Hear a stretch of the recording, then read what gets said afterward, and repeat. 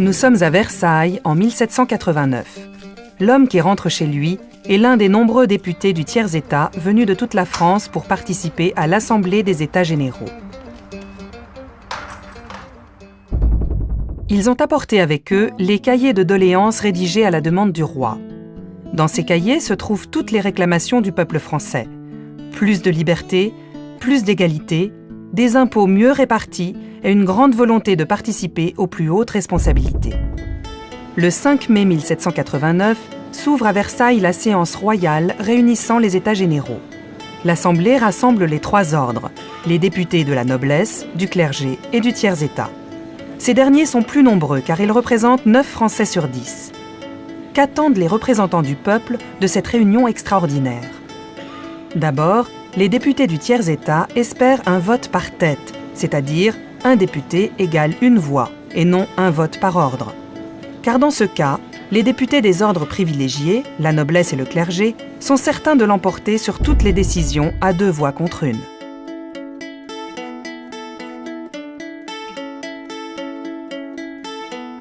Cependant, lorsque la séance se termine, la déception est grande parmi les députés du tiers-État, car le roi, dans son discours, n'a fait aucune allusion au vote par tête.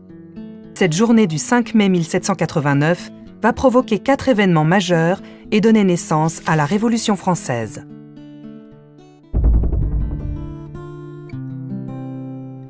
Face à l'immobilisme du roi, de la noblesse et du clergé, les députés du tiers-État décident d'agir. Soutenus par le peuple, ils se proclament Assemblée nationale. Craignant des représailles, ils investissent la salle du jeu de paume.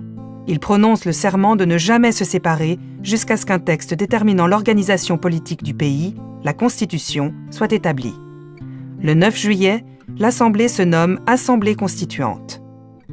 La révolution juridique s'est déroulée dans un calme relatif, mais la crise semble inévitable.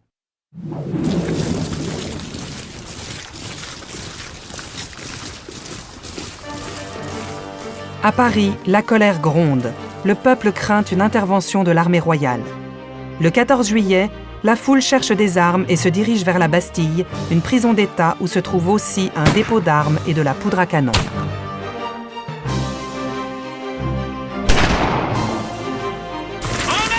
Galvanisés, les émeutiers remportent la bataille. C'est la victoire. Le peuple est désormais en armes et constitue un nouveau pouvoir.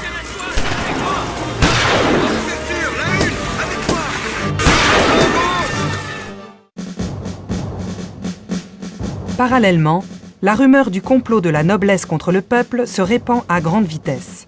Les paysans s'arment et s'attaquent au château. C'est la grande peur des campagnes.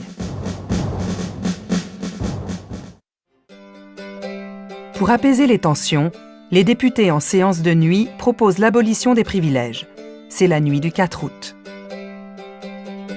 Le 26 août, la Déclaration des droits de l'homme et du citoyen est proclamée et offre de nouveaux principes pour l'avenir, parmi lesquels la souveraineté du peuple et de la nation et l'égalité devant la loi.